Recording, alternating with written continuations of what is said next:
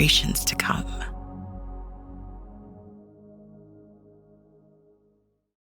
And welcome to another edition of the TDN Writers Room podcast. My name is Bill Finley. I'm a correspondent for the Thoroughbred Daily News and the president of the Bookham Danno fan club. Yes, you are. I am Randy Moss. Is this actually show okay, or is it backwards? Is it like Yindar? Okay, yeah. Yindar Sam. Okay, I don't know. I can't tell. It's NBC good. Sports. I'm Zoe Cadman. Sorry, I'm directing traffic out here by the house. Zoe Cadman with First TV. And Bill, I am so disappointed as the president of the Bookham Danno fan club. You didn't have the balls to wear the T-shirt on today's podcast. What is going on with you? Well, you know, because we have some difficult bosses we have to deal with here at the TDN Writers Room podcast. But I tell you what, he's going to run most likely in the Forgo. And if he wins the Forgo, heaven and hell couldn't stop me from wearing the T-shirt on that one. So there you go. Difficult bosses. You just lobbed a softball over the plate that neither Zoe and I are going to take a big cut at. Right. So anyways, obviously the Haskell was the big story of the weekend.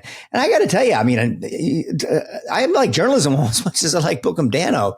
And for the same reasons he's obviously a horse that runs in a different category of races, but this horse just shows up. And, you know, we have not seen a horse like this for a while at this level that dances every single dance.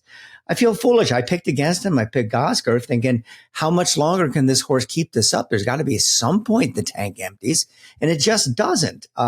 He unfortunately has the unfortunate problem on his record of losing twice to Sovereignty, but this is a very, very good horse. He ran great in the Haskell, and it'll be interesting to see what he does down the road. But that's what makes him, to me, a fan favorite. When's the last time we saw a horse do all three Triple Crown races, then the Haskell, and he's either going to go on the Travers or the Pacific Classic next, it would appear. So, you know, again, he gets no days off, this guy, and he just keeps running.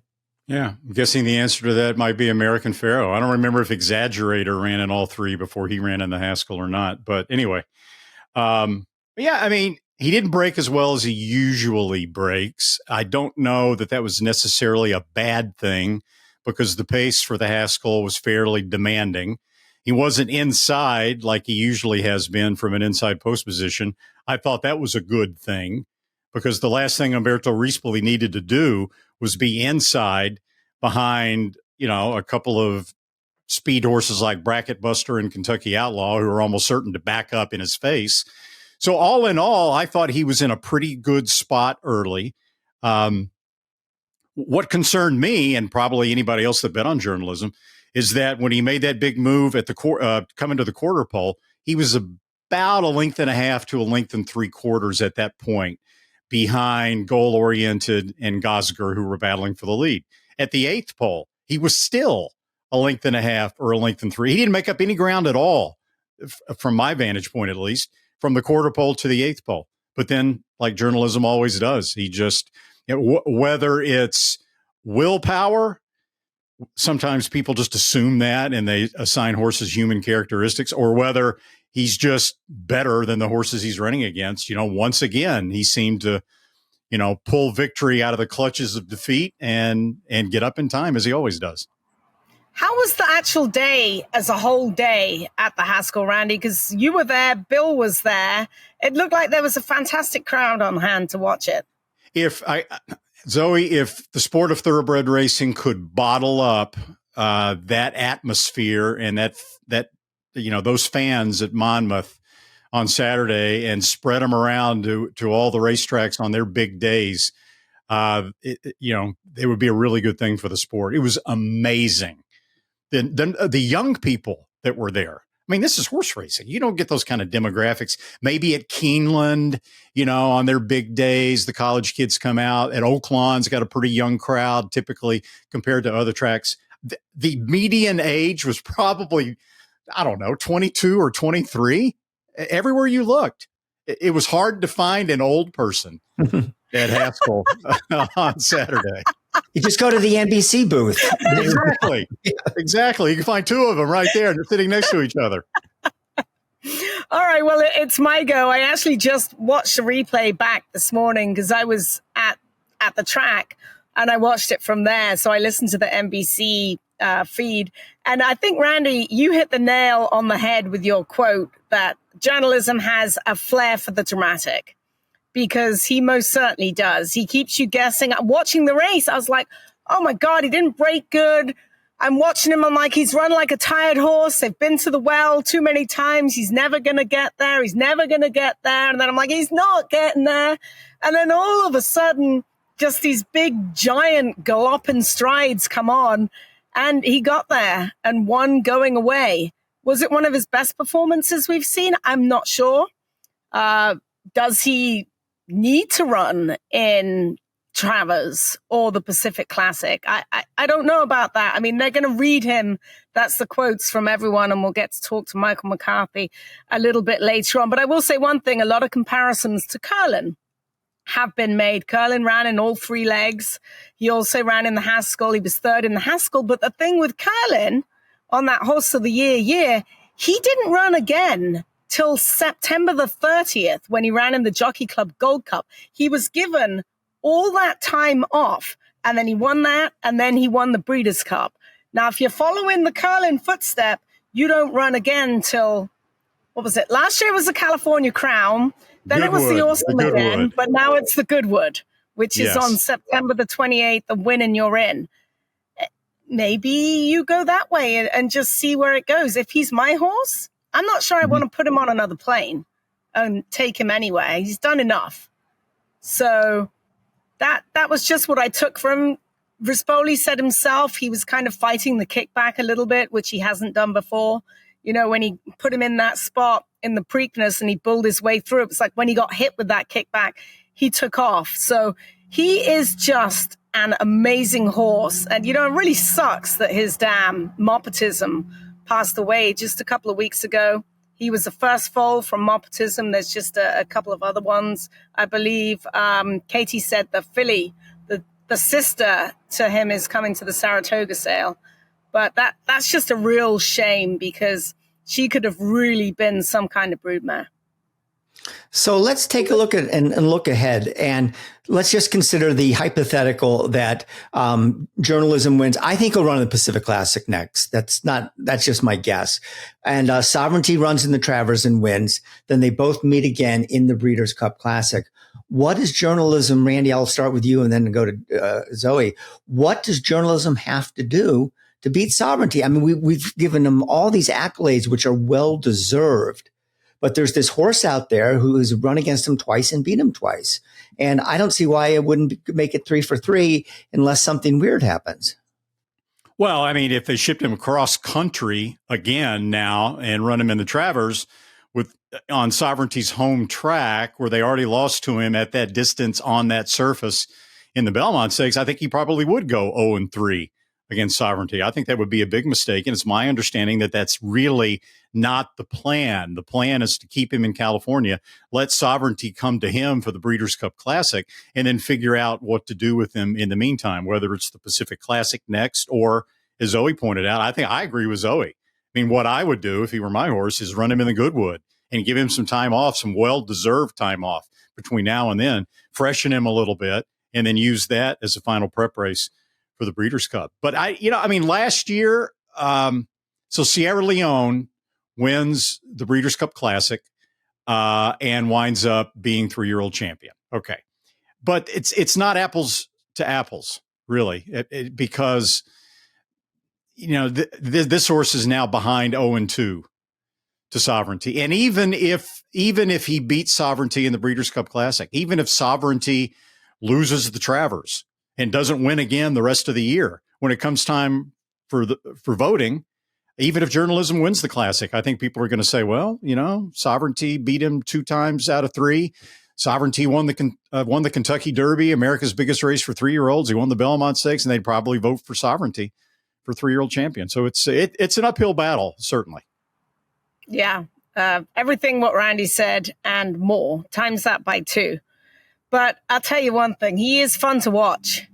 He is fun to watch. And the thing that I think they may have learned, and maybe Rispoli has learned this, is that he seems too like a target. If he's got a horse to run down, the 2 times that Sovereignty's beaten him is when he made that kind of seemingly early move. Maybe it wasn't early. I think it's when he needed to do it. And he got run down by Sovereignty. Now, I'm not going to say if he starts off behind Sovereignty, he can run Sovereignty down. We don't know about that, but that seems to be his preferred running style. So the other main action at Monmouth over the weekend was the Chad Brown show. Usually you see that in Saratoga on a Saturday, but Chad Brown won 4 races on the card, including 3 stakes races, the Matchmaker, the Molly Pletcher, and the United Nations. I don't know what else to say. We've already said what a remarkable trainer he is 10,000 times. But how about this? He is stable there, but it's his B string. Chad Brown is running away with the trainer title at Monmouth. He's got 16 wins. It's from 49 starts, and is well ahead of the rest of the competition. And you know what? I don't know. I didn't like redistricting in the UN, and they bet him down to 6-5 or 7-5, whatever. I'm still kind of scratching my head what made that horse, other than the fact he was trained by Chad Brown, look so good. I mean, maybe at this point people just say, "I'm tired of getting beat by this guy. I'm going to bet on him." It's the Pratt factor as well. Pratt was there. He won 3 races, all for Chad Brown. Chad had 11 horses in 7 races, winning 4. Irad rode one of them. A local rider rode the other.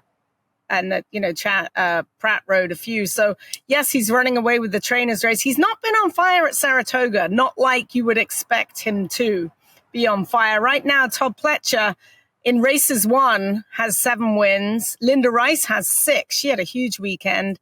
And then Chad Brown has 5. He's winning the Money 1 race, but he wants the trainer title. He wants to win everything. So, yeah, go ahead, Randy. No, I was just going to say, I thought you were done. Sorry. In his 2 biggest stakes wins on Haskell Day, he just got great trips. Yeah. I mean, randomized in a short field, got an easy lead, slowed the pace down. That's her preferred running style. She was sharper than she was in her previous 2 races. And she led wire to wire pretty impressively. And then obviously redistricting got a beautiful rail pocket trip around both turns and then tipped out and was good enough to run down Pletcher's 2. So, yeah, I mean, you got some good trips, but as usual, Chad had him ready to roll. The TDN Writers Room is brought to you by Keeneland. With competitive bidding from an international audience, Keeneland November delivers top dollar returns, a record median, an 80% clearance rate, the top price weanlings in North America, and a $2.4 million topper in 2024 prove the market's strength. You do not want to miss it. The sale begins on November the 4th. Entries are due August the 1st. Keeneland November. Momentum builds here. It all comes down to this. Good afternoon, ladies and gentlemen. The moment that defines the year. When the world's most influential buyers gather. And every decision, every bid, every opportunity shapes the future. At a marketplace that brings the thoroughbred world together and where futures are forged, because every moment matters. At the World's Yearling Sale, Keeneland, September. The fastest horse of the week is brought to you this week by Life is Good, among the fastest of the fast sires at Windstar Farm. Right now, life is indeed good for Life is Good. His first yearlings are on the ground and getting ready for sales, and they should be eagerly anticipated. After all, Life is Good was a 4-time Grade 1 winner. Into Mischief's fastest son, also based on his 9 triple-digit Beyer speed figures, topped by a 112 Beyer. And be sure and check out Life is Good's 10 yearlings that will be on offer at Saratoga. Now, for the fastest horse of the week, Bill Finley actually should be the one to handle this one. There isn't much drama here. No drum roll needed. That 111 Beyer speed figure we talked about for Bookham Danno easily qualifies as this week's fastest horse of the week. How about that? The Jersey bred Bookham Danno. Now we'd like to welcome in the Gainesway guest of the week and the man of the hour, Michael McCarthy, the trainer of journalism. Of course, came back to win the Haskell Stakes last weekend off for running so well in the Triple Crown series. Michael, the thing, and most people the thing about this horse that draws them to him is that he's an iron horse. And we've talked about this earlier in the show. You really don't see this very rarely anymore, where you not only show up for every dance, but you run well in every dance and win a bunch of these. Is this something about this in particular horse, something about your training style? How do you explain that, he's able to do what most horsemen won't even try anymore? Yeah, I don't think it's anything that we've done. He was a horse early on that seemed to thrive on training and running as a 2-year-old, 3 races in 7 weeks. And then that kind of gave me the impetus that maybe he could handle something like the Triple Crown if we were fortunate enough to get there, and we were. I thought his race in the Kentucky Derby was very good on a sloppy racetrack and a little bit of trouble early in the race. He came back and trained just as well for the Preakness, and you saw what happened there. And then it seemed to me like he may have even gotten better after the Preakness, and had a very gutsy performance in the Belmont at Saratoga. We brought him back to California, tried to give him an easy 10 days, 2 weeks, and he didn't seem to be having it. So started back up with him lightly, and he made it known pretty quickly that he wanted to get back to the work temp. So I guess you could call him an iron horse. I've heard people call him a throwback. He's a horse that carries a lot of condition. He's a very smart horse and takes good care of himself. On that topic, Michael, the late, great Wayne Lucas told me something probably 20 years ago that I've never forgotten. He said, and it applies to journalism, certainly, I think. He said that the better and the classier a racehorse is, the harder it is to judge whether a race took a lot out of him. Because after a hard race, an ordinary horse can be dull maybe for a while a really good horse is like, put me in, coach, put me back in. They're all enthusiastic and everything. Has it been difficult for you? Have you had to think about this when you've tried to study journalism after some of these tough races and decide how much might be left in the tank? I guess I might have thought about that the other day, Saturday, going into the first turn when he kind of had taken himself back a little bit farther than we're accustomed to. And then going around the first turn, Umberto kind of gave him a tap on the shoulder, and he sort of re-engaged and put himself in contention kind of by about the 5/8 pole. But I believe that is correct. Yes, sometimes good horses, until they get to the quarter pole, you just never know where they're at. But he does everything so easily. He eats, he sleeps, he stands at the front of the stall. So I guess when he's not doing that, maybe that's when we'll know that he's not on top of his game. But he's been a very straightforward, very easy read to this point. So take me through the emotions of watching that race, because you're right. He didn't break that well. He wasn't perfect in the gate. It was almost like the gate guy, because I watched it over and over this morning, was almost knocked Umbi Rispoli as he left the gate. He kind of brushed against the gate guy. What was it like for you watching, your second born go through the motions in this race, wondering if you'd gone to the well too many times or if he was ever going to get there? Yeah, he went to the starting gate on Thursday afternoon. It seemed like he was great. Thursday morning, actually, had a nice schooling session, never turned a hair, never moved, went on about his business that day. So it was never anything that really was at the forefront of my mind. And then when he did break, as he did on Saturday, I thought to myself, this is the second time he did it, because he did it actually in the Belmont as well. He didn't get away very cleanly, and kind of stepped away from there a jump or two. I don't have a reason for it. He's always been a horse that leaves there in a prompt fashion. So these last 2 races, a little bit of a head scratcher. And Michael, the Brain Trust, yourself, Aaron Wellman, and the rest of the owners, you don't have to make this decision anytime soon, but everybody is wondering what is going to be the future race or the next race for this horse. The Travers, the Pacific Classic, the Awesome Again.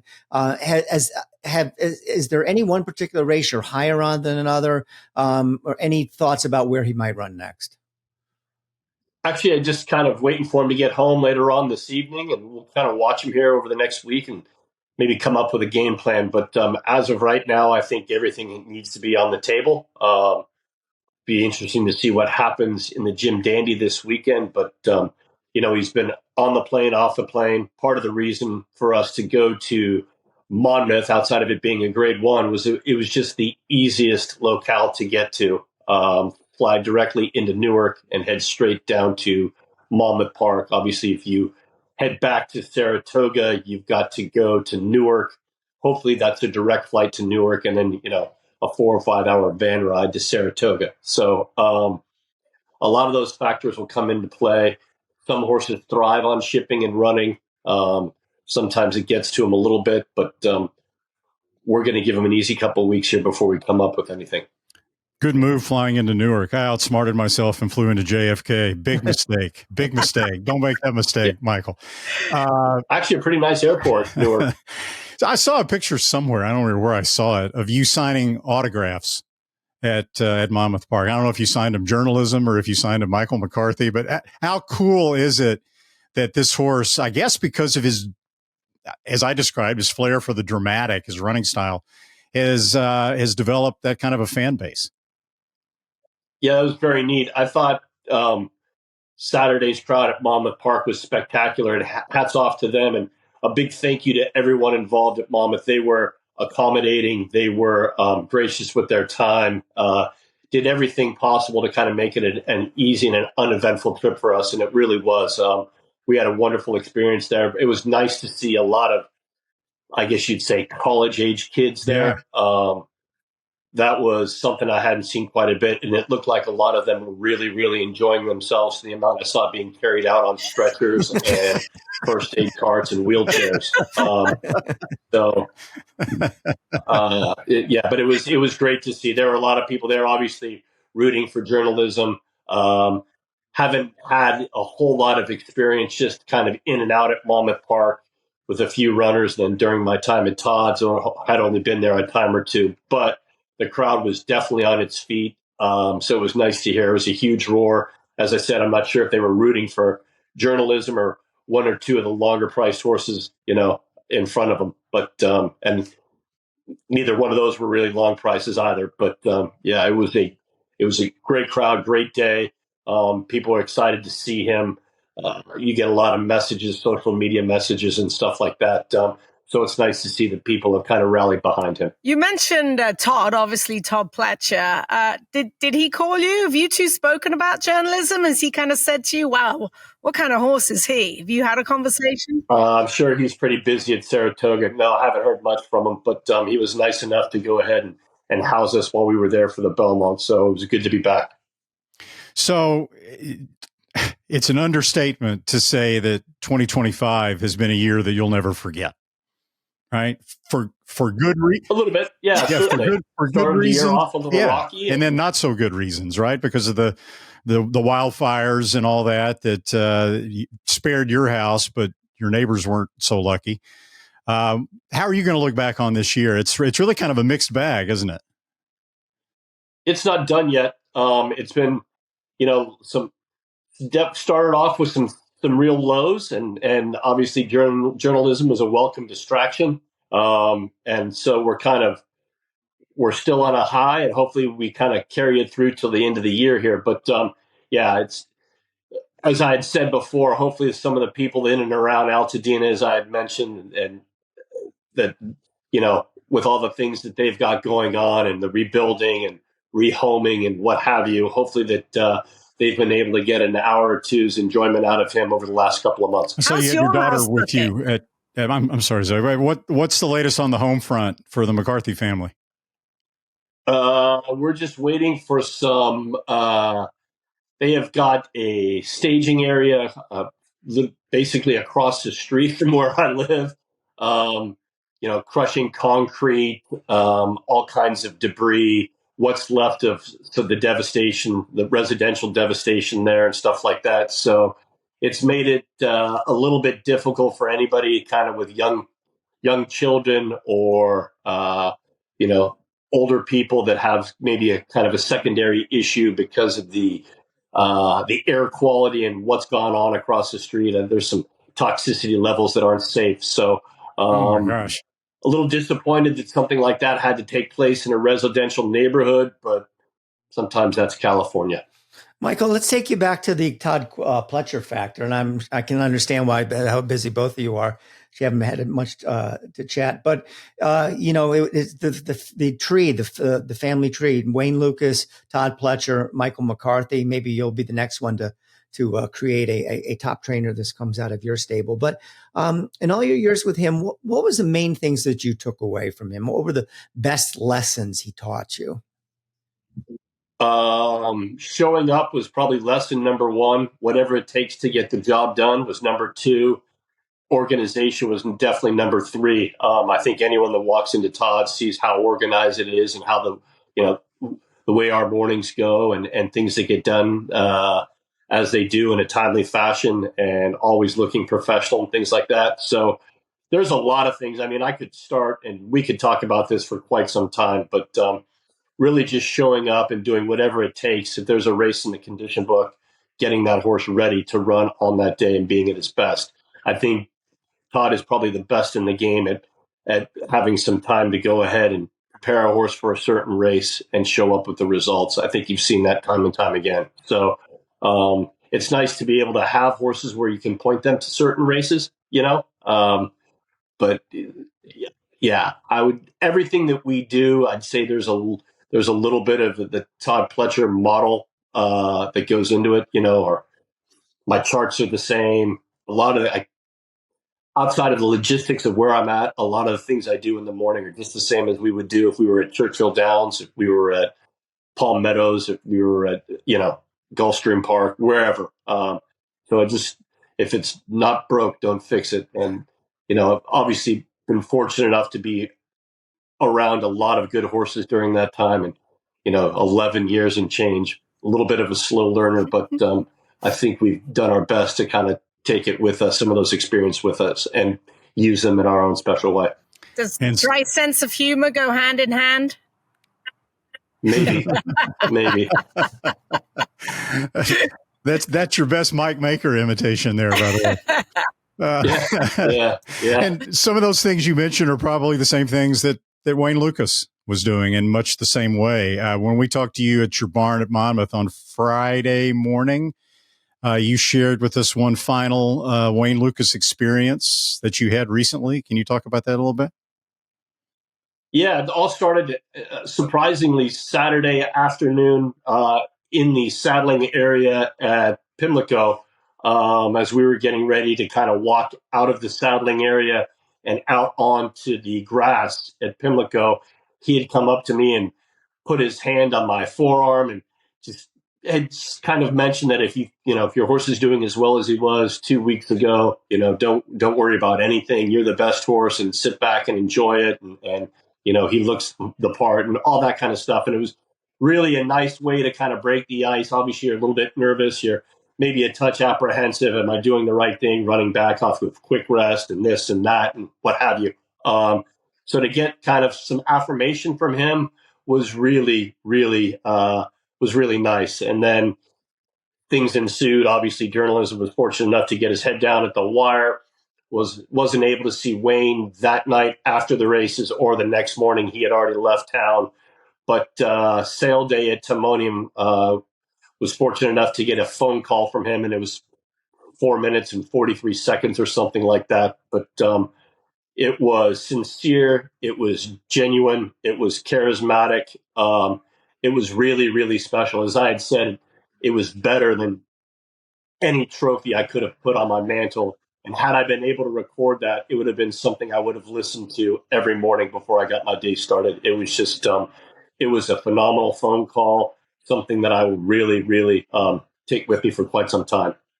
A lot of people that have known you for decades, maybe not quite so much anymore, but, they all used to call you Whitey. Where does that name come from? It came from my white hair, I believe. I've had that nickname since I was about 13 or so. My complexion might be a little bit lighter than most as well, but I had actually white hair as a young kid. As I've gotten older, it's instead of turning gray, it's turned brown-ish, but and a little deep in the alleys too. But I always tell everybody that's a sign of being really distinguished, I guess. But And it looks like Bill can attest to that. Randy, you as well. Yeah. I never had white hair, though. Yeah. Yeah. Mine was white. And I think there's a picture in the Blood Horse to prove it from when I was a young kid. But it's kind of a name that stuck with me. It's gone everywhere. And I tell people, you can call me whatever you like, as long as you know my name. There you go. Great. All right. Well, Michael, thank you so much for spending some time with us here on the Thoroughbred Daily News Writers Room podcast. Congratulations on all you accomplished so far with journalism. I'm sure there's more victories ahead. Thanks again for having us, being with us today. See you guys. Thank you. Our guest of the week, Michael McCarthy, was brought to you by Gainesway, home of stallions like McKinzie. McKinzie. We have a little Irish synergy going there. McKinzie is the sire of 3-year-old filly Scottish Lassie. We'll have more shortly on her Saturday victory in the Coaching Club American Oaks. McKinzie also has 3 newly minted stakes winners. That would be Cash Call, winner of the Grade 3 Summertime Oaks, June 7th at Santa Anita. Not Too Late in the June 29th Merrifield Stakes at Monmouth. And Quick Kick in the July 5th Iowa Oaks at Prairie Meadows. You can look for McKinzie's yearlings at Saratoga. He stands at Gainesway for a fee of $75,000. Gainesway, power, passion, performance. It's a domineering display by the ultra-talented McKinzie. McKinzie in a dominant performance. One today, we get to all do 1,200,000.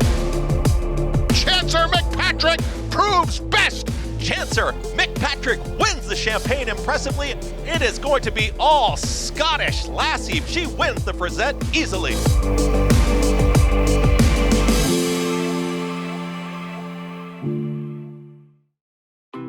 Well, I feel bad about not wearing this T-shirt. And Zoe, you're right to give me a hard time about it, especially as well as Bookham Danno ran over the weekend in the Alfred Vanderbilt at Saratoga. And, you know, this story started as just kind of a cute little story of a plucky Jersey bred who won a little race here and there. And, you know, I live in New Jersey. The breeding program, because we don't have slot machines, has really been struggling, and that both in numbers and in quality.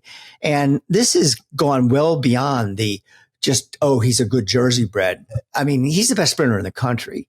And if one of you two want to disagree with me, I'd love to hear your explanations for why you think otherwise. But he ran terrific in this race, got a 111 buyer, which is stratospheric.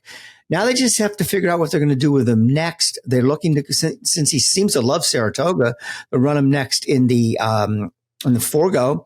And the trainer, Derek Ryan, is really kind of poo-pooing the Breeders' Cup a little bit. So they have some decisions to make. But, and also, you know, I think he's developing a real fan favorite, with this, because he can run, yes, but because of the nickname. I mean, all of us old folks like Randy and me, loved watching Hawaii 5-0 when we were growing up as kids and everything. And, you know, like, hey, Bookham Danno, Murder One, man. It's twice you've called me old now, Bill. I can take it. I can't disagree with you. I think Bookham Danno is the best sprinter in the country. Now, Raging Torrent was just retired due to an injury. He might have been Bookham Danno's toughest competition in that particular division. It's always tough when you get to the Breeders' Cup, when you're talking about the Breeders' Cup sprint. I think they'll wind up out there if the horse is sound, if the horse is healthy. And I think, you know, right now, if the Breeders' Cup were run in a month, I think he'd probably be the favorite. Zoe, do you agree? Absolutely. 100%. Bookham Danno, an absolute tour de force since teaming up with Paco Lopez, who just lets him reins dangling, just plays himself, basically. It's like he's riderless most of the time, and that's how he likes it. He was very, very impressive. He just didn't win. He blew them all away, which was fantastic. And you can't tell me if Derek Ryan wins the Forgo win and you're in for the Breeders' Cup that he'll be poo-pooing the Breeders' Cup sprint. There's no way on earth. Well, Zoe, let me interject something. You're only half right about that. The Forgo is not a win and you're in for the Breeders' Cup sprint. No, it is not. The Vosburg, which isn't half the race that the Forgo is a win and you're in. So, I mean, Ryan was complaining about the expenses, the entry fees, etc. It cost $60,000 to enter the race, but the Vosburg is 500 this year. Who cares? Yeah, right. Well, but to me, that's the race they should target to win. Make that their main prep, and then get them off to the Breeders' Cup. But we'll see what happens. I think Randy's right. If he's healthy and sound, and you got a chance to win a Breeders' Cup race, and maybe wrap up the Eclipse Award, you got to figure they're going to be there. So the other big action at Saratoga on Saturday was the Coaching Club American Oaks, and this race kind of became a mess. The quarantine situation, there was an outbreak of one of those things that they have outbreaks on. LaCara had to be scratched. She was my pick and looked like going to be the horse that would go right to the lead.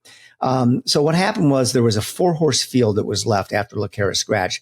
Scottish Lassie, who was third last time out in the Acorn Stakes, won the Frazette last year, got up front, went 23-4 and 48, and just kept going and going and going, and won by 15.5 lengths. Now, that's a great margin of victory, but between the fact she only beat 3 horses and got a dream trip, I'm not ready to, crown her the best real filly in the country or anything close to this.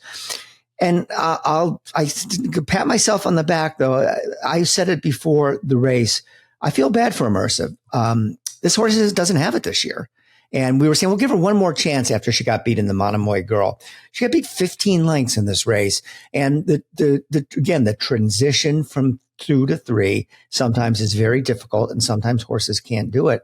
All the respect in the world for her 2-year-old campaign and Brad Cox and all, but I don't know what they do with her now. I mean, if do they really want to throw out her one more time and see her get beat 5-6 lengths again? I would just as soon, if I owned her, just retire her and let her go on to be a broodmare. I mean, let's be honest, they all got beat 15 lengths because she just ran away and hid. And she did it in 150. That's racehorse time. She got her last final 8th and 13 at 1. When you're winning by 15, who cares? She could have got it in 15 seconds flat. She was just coasting to the wire. She's a filly who's got the time that she needed. As a 2-year-old, yes, she was a grade 1 winner. The Frazette, I don't know why that's still a grade 1. When they're downgrading everything else, you've got the Frazette that's a grade 1. She won that, so she's a grade 1 winner coming in for TT. He's just done a great job with her, because I can remember looking at her.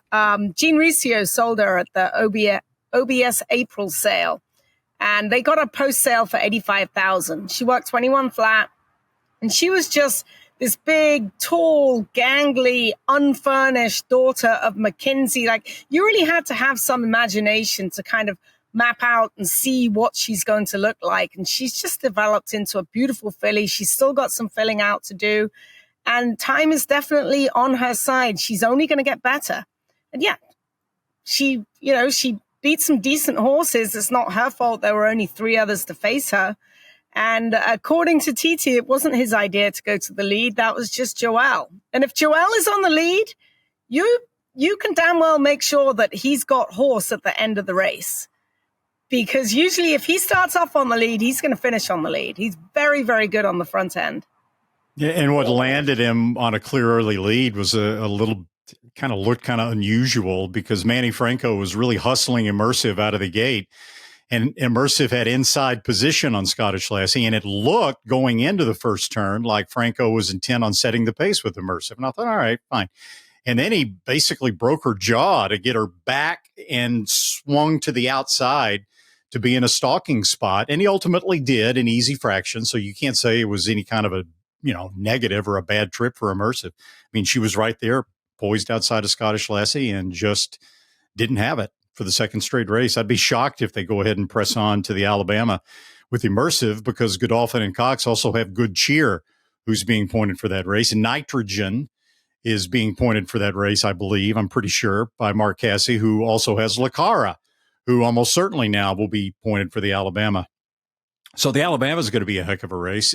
But when you look at Scottish Lassie, I mean, she got a 99 by her speed figure. Yes, she had a beautiful, uncontested trip in easy fractions, but she's never been a filly that needed the early lead on paper to run well. I was surprised she was the price she was. I mean, she was 2-1 in a 4-horse field, but Immersive was 3-5. And Scottish Lassie had solidly the best Beyer speed figure, last race Beyer of any horse in the field, and won like it. The TDN Writers Room is also brought to you by the Pennsylvania Horse Breeders Association. You probably know them as the PHBA. Pennsylvania Breds won 2 races on Haskell Day at Monmouth right off the bat. Getaway Palace went wire to wire in the first race, and then in the 9th, Fierce and Strong made it back-to-back stakes wins with his long shot score at 12-1 in the $100,000 Wolf Hill Stakes. Congratulations to Fierce and Strong's owner and breeder, Ultra Championship Racing. Interested in breeding and or raising your own PA bred? Well, you can go to pabred.com or call for more details at 610-444-1050. PA Bred, I think we've built a brand at this point. It's excitement at every step. Roses for Deborah just set a new track record. On average, for the past decade, Pennsylvania paid over $28 million a year in Breeders' Awards, restricted races, and owner bonuses. Plus, PA Breds shine on the world's biggest stage. Just 3 states have bred more Breeders' Cup winners. Learn more at pabred.com. With some of the fullest fields in the country and quality racing year-round, there's never been a better time to reap the rewards of breeding and racing in Kentucky. Purse money in Kentucky is at an all-time high, as is average purse per race, outpacing California, Florida, and New York. Kentucky Breds. Breed them, raise them, race them. We all win. The TDN Writers Room is brought to you by Kentucky Breds. Heck, the entire American sport is brought to you by Kentucky Breds. Journalism, Kentucky Bred. Scottish Lassie, Kentucky Bred. Fionn won the Belmont Oaks Invitational. Test Score won the Belmont Derby Invitational. Grade 1s on the turf. Irish bred, British bred, nope, Kentucky Bred. And right now in Kentucky, Ellis Park is offering a record $4 million in stakes purses. Coming soon, Kentucky Downs has scheduled, you ready for this, $30.5 million in stakes purses, with maiden special weight races topping out at $170,000. And in October, Keeneland will have its most lucrative stakes schedule in the track's illustrious history. Kentucky is on a roll. Kentucky Breds, breed them, raise them, race them. We all win. So let's turn our attention now to this weekend in Saratoga, where the highlight of the weekend will be the Jim Dandy Stakes. And now we get to see Sovereignty run on Saturday in the Jim Dandy. 5-horse field, pretty good in terms of quality. You wish, of course, there were more horses, but you have Sovereignty. This is still, I believe, the leading 3-year-old in the country. Baeza, who was run 3rd behind Sovereignty in journalism twice in a row. Sandman, can he bounce back after finishing 3rd in the Preakness? Hill Road for Chad Brown. Always got to respect Chad Brown. And I got a sneaking suspicion that this horse, Mo Flex, might make his presence felt in the race, as he looks to be the only speed in there. But from a handicapping standpoint or a gambling standpoint, Sovereignty will be on top of all my tickets. This is, almost to me like it's like a not an exhibition race, but one of the, they call it a paid morning workout. Can't believe I'm saying that about a $500,000 race in Saratoga. But Zoe, do you see any way this horse can get beat? I don't. Like I said last week with journalism, if he brings his A game, his A- game, he's for sure the winner, and he's looked every part of it in the morning. He's a beautiful horse to watch train. We'll get a chance to take a look at his work a little bit later on. You've got Baeza coming in, and, the autumn of this year, towards the end of the year, is going to help him out because he's still a May baby, just having turned 3. Gets his old rider back, Hector Barrios, who's been very active on him in the morning, working him an awful lot for John Sheriffs. So he knows him extremely well. And his last 2 works that I've seen on First TV for Baeza have been breakout works as far as I'm concerned. It's like he's turned the corner, knows what he's doing. He's been on the bridle. The 59-4, the 112-2, by far the best works that I've ever seen from Baeza. So perhaps he's growing up at the right time. And Sandman's going to throw his head in the ring because he gets the blinkers on. This is something they've been saying for quite some time that they think he needs. And Mark Casse has been going backwards and forwards. Perhaps we'll see a new dimension from Sandman. But it most definitely is Sovereignty's race to lose. Yeah. I mean, can I see Sovereignty losing? Yeah. I mean, it's horse racing. It's Saratoga, for crying out loud. Is it the graveyard of champions or the graveyard of favorites? I always get confused by that. Favorites. Favorites. All right. But we've many times, I mean, heck, Secretariat lost to Onion there. I mean, many times we've seen horses that looked like they couldn't lose on paper show up at Saratoga and just not get the job done. And in Baeza's case, remember now, going into the Belmont Stakes, the narrative was that this was a May foal. This was a horse that was getting better and better and better. And most people expected, reasonably nice step forward in the Belmont from Baeza, and they didn't get it. Instead, they got a little bit of a regression.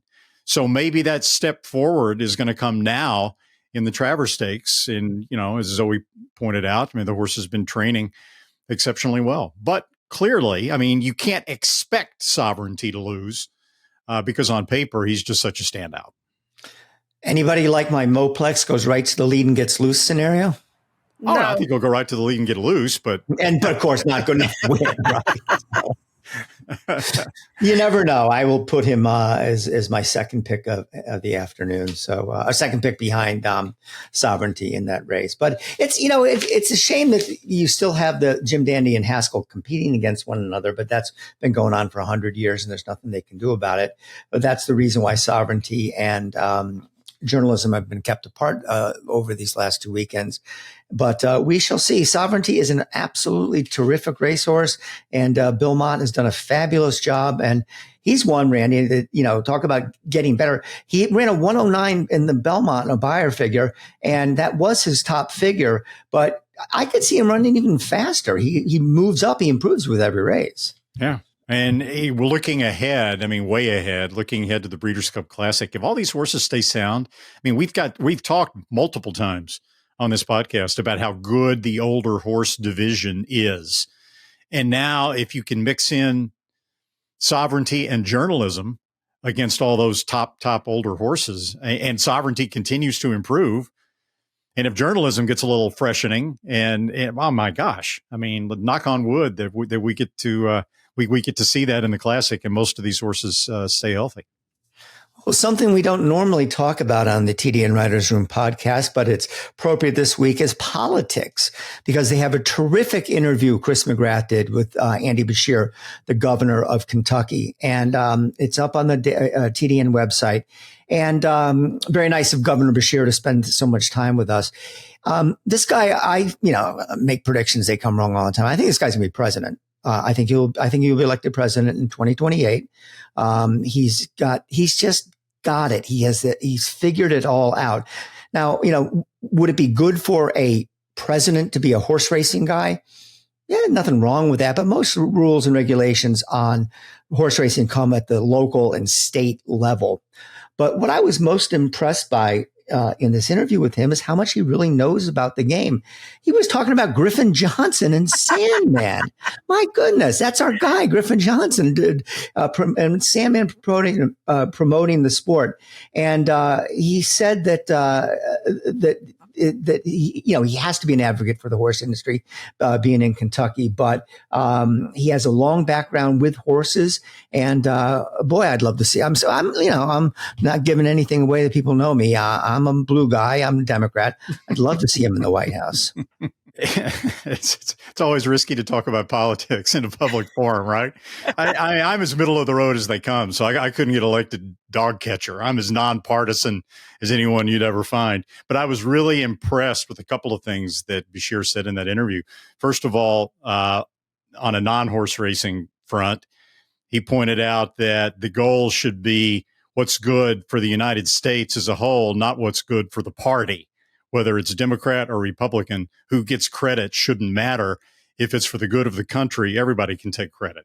I loved hearing that. And if he does make it to the Oval Office, I hope he governs in that same fashion. And also on the immigration front, he talked about how that overlapped, obviously, with horse racing. And his respect for the Hispanic population that takes care of so many of the horses on the backsides of American racing, and how the country needs to find a way to take those people and not only make them welcome, but give them a spot in society that do the jobs that Americans don't want to do. I mean, those were a couple things that he said that really resounded with me. I don't think that's the right word. Resonated with me. Thank you, Zoe.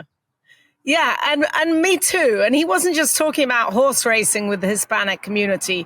He's talking about all aspects that the Hispanic community work in. And you're right, doing the jobs that Americans don't want to do. And, he comes across as a very likable guy, a guy that I feel I could sit down and have a beer with him. Do you know what I mean? Just like a nice guy that obviously has a good view on politics, not only from a horse racing stance, but from a human stance as well, which would be a nice change.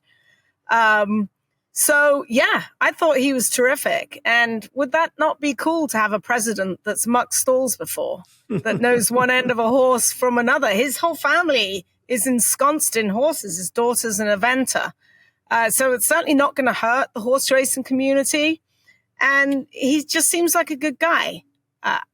I don't know a whole lot about, all of his policies and, what he leans on and what he doesn't lean on. But moving forward, I thought it was a terrific interview, and he just comes across as a guy who, and if you're watching, Andy, I'll have a beer with you. It'll be okay. Won't be too hard. The TDN is also brought to you by First TV. Saturday morning, 7:30 a.m. sharp at Saratoga. Sovereignty had his final work for the Jim Dandy, going an easy 4 furlongs in 49.82 under assistant trainer Neil Poznansky.